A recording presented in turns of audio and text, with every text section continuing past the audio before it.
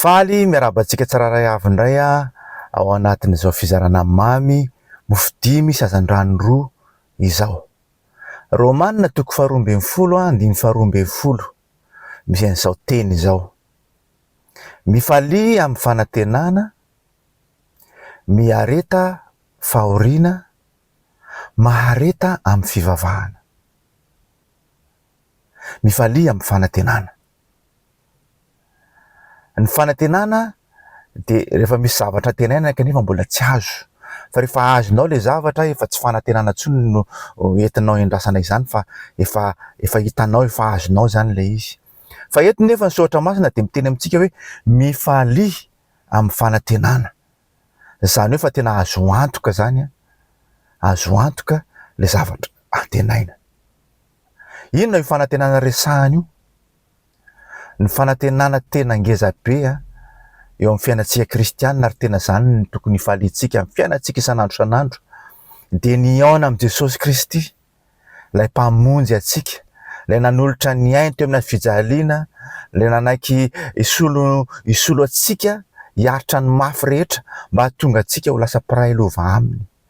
Fitiavana lehibe zany, ary tokony zava-dehibe ho an'izay olona nandray ny famonjena ny ahita an'i Jesosy Kristy.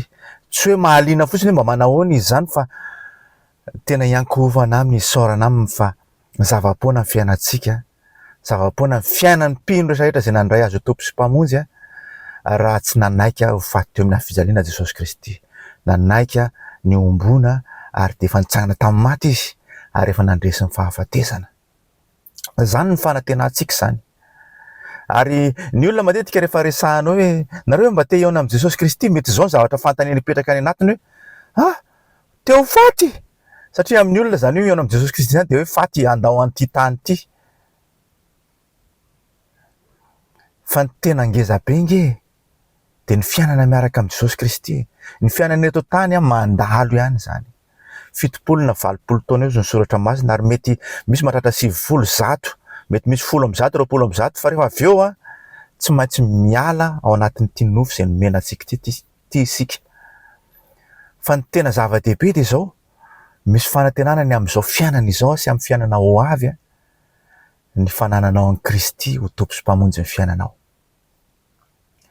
Izao voalazan'ny soratra masina amin'ny Hebreo toko 10:17 hoe ary ny oloko marina ozy. Ny oloko marina io ny tiantenena zany dia ny olona izay efa namarin'Andriamanitra, ho an'izay ao amin'ny Jesosy Kristy efa namarin'Andriamanitra tamin'ny rany Jesosy Kristy, izay nandray ny fahamarinan'i Jesosy Kristy, ary ny fahotany dia nentin'i Jesosy Kristy teo amin'ny fijaliana. Ary ny oloko marina ozy dia ho velon'ny finoana. Le ho velon'ny finoana dia izao, miaina ao anatin'izany izy hoe ho avy Jesosy Kristy, zany ny fiainany, misaina n'izany isan'andro isan'andro izy, ary dia sady miaritra izay mety fanenjena isan-karazany izy mba hitoerana ao anatin'ny sitrapon'Andriamanitra, no maharitra mivavaka mifandray amin'Andriamanitra, mikolokolo ny fifandraisana amin'Andriamanitra. Ary ny oloko marina dia ho velon'ny finoana ozy, ary ny tohin'ilay izy teo dia izao hoe fa raha miemotra izy dia tsy sitraka mifanahiko. Ny olona miemotra zany tiany ambara eto dia izao, tsy misaintsaina, tsy manana fanantenana intsony, tsy mieritreritra an'izany hoe hiaona amin'Andriamanitra zany.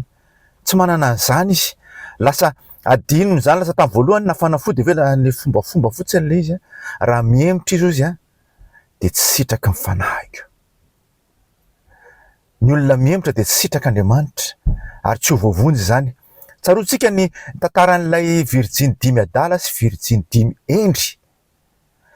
Izy 10 vavy ireo dia samy niandrandra ny fiavian'ny mpampakatra.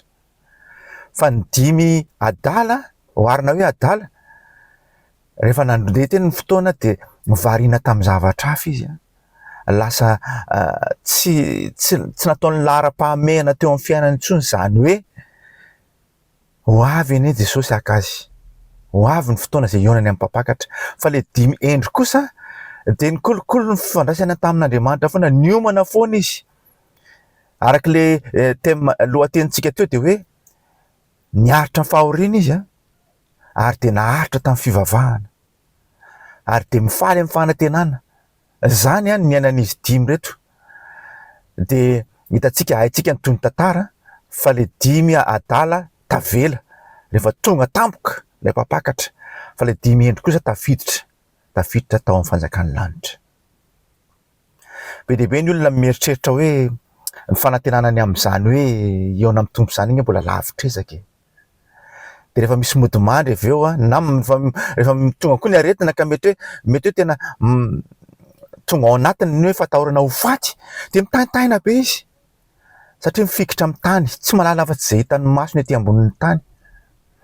Fa zao ny hafatry ny apôstôly Paoly ho an'ny mpino tamin'izany fotoana izany ao amin'ny Tesalonianina voalohany 4:17 fa tsy tiana tsy ho fantatra reo rahalahy ny amin'izay modimandry mba tsy hahaelovanareo tahaka ny sasany izay tsy manana fanantenana. Ny olona tsy manana fanantenana zany tsy mba mifaly amin'ny fanantenana hoe eona amin'ny tompo de rehefa misy maty zany de aminazy tena hoe malahelo be mihitsy tena zay ny vitany amin'iny olona iny de malahelo an'le olona izy. Fa ho antsika kosa raha mamaky an'ireo Tesalonianina reo nareo Tesalonianina voalohany 4 de ambaran'ny apôstôly Paoly tsara fa misy fanantenana ao ambadika zao fiainana izao ho an'izay olona miandrandra ny aona amin'Andriamanitra. Mifalia amin'ny fanantenana. Zany ny tokony fiainatsika kristianina. Tena mifaly fa hoe iona amin'ny Jesosy Kristy iona amin'ilay Andriamanitra zao nataony any amin'ny Jaona 4:20 any zao nataony Jesosy Kristy hoe andeha ozy aza malahelo ny fonareo fa andeha ozy anamboatra fitoerana ho anareo ary any amin'izay toerako no toeranareo. De hiaraka amin'ny mandrakizay tsika. Zany ny tokony fanantenantsika zany ary tena ninona zavatra mety hoe iainantsika eto ambonin'ny tany na de hoe misy ary ny fahoriana mety hoe mitomany ny fisarahana amin'ny olontiana sy ny namana sy ny fianakaviana fa zao ny fanantenantsika de zao iona amin'ny Jesosy Kristy. Ary tokony faly amin'izay foana ny fiainantsika sanandro na de tsy voatery ho azontsika avokoa ny zavatra tenaintsika eto amin'ity tany ity ny fifaliantsika de hoe iona amin'Andriamanitra foana, iona amin'ny Jesosy Kristy ary mila miomantsika, mila miaritra zay mety hoe fakapana isan-karazantsika ary mila maharitra ny fivavahana. Ny amarana anazy de zao amin'ny Filipianina voalohany 1:20 zao ny apôstôly Paoly ny fiainany fa Kristy no antony avelomako ary ny fahafatesana no azahoako tombony. Tatsika amin'izany fa fanantenana de hoe rehefa maty nofo ty zany fahafatesana maty midika hoe fisarahana ny dikany misoratra masina. Rehefa tonga ny fisarahana fanahy amin'ny nofo de mahazo tombony satria za efa niomana eona amin'ilay Andriamanitra tsy ho any amin'ny fahaverezana mandrakizay fa ho any amin'ilay fiainana mandrakizay, lay fiainana tsara indrindra, lay fiainatsambatra. Fa Kristy ozy ny antony avelomako zany hoe fiainako eto ambonin'ny tany de miaina eo ambanin'ny hositr'Andriamanitra amin'ny fitarihan'ny fanahy masina, mikolokolo ny fifandraisako amin'Andriamanitra, izy koa mikarakara. De zao ny fahafatesana no azahoako tombony. Zany ny tena tianambara amty hoe mifalia amin'ny fanantenana. Inona ny fanantenanao? Ny zavatra eto tany mandalo daholo ho levona daholo zany fa ny tena fanantenana ho an'izay olona vita fihavanana amin'ny Jesosy Kristy de ny iona aminy. Zany ny fiainantsika isan'andro isan'andro de hitanao fa tena feno fifaliana foana ny fiainanao, foana. Ninona zavatra mitranga de ho avy ny fotoana iaonako amin'ilay mpamonjy ahy. Ary izy tsy mba mivadika izy tsy miova izy nanamboatra fitoerana ho ahy izy. Mifaly amin'ny fanantenana, miaritra ny amin'ny fahoriana fizahan-toetra isan-karazany ary maharitra ny fivavahana. Raha mbola tsy nanolo tena ho an'i Jesosy Kristy ianao tapao ny hevitrao. Fa zao teny zao de entina ilazana aminao hoe zao ny tena azahoantsika fanantenana ny amin'ny fiainantsika manontolo na ety an-tany na any an-danitra. Misy andiny tsotra masina milaza an'izao hoe mahasoa kely ihany ny fampiasana ny tena fa ny fikarakarana ny fanahy, ny fikolokoloana ny fanahy de tena mahasoa amin'ny zavatra rehetra satria misy teny fanantenana, teny fampanantenana ny amin'izao fiainana izao sy ny amin'ny fiainana ho avy. Tsy hoe rehefa ho faty ihany no vao hoe faly amin'ny fanantenana fa fiainanao zao sy ny fiainanao ho avy. Mifalia amin'ny fanantenana rehefa zanak'Andriamanitra ianao, ary raha mbola tsy naterak'Andriamanitra ianao, mbola tsy nandalo fibebahana marina de tanterao izany de iainanao eto amin'ity tany ity, izany hoe mifaly amin'ny fanantenana izany. Tain'i Jesosy daholo.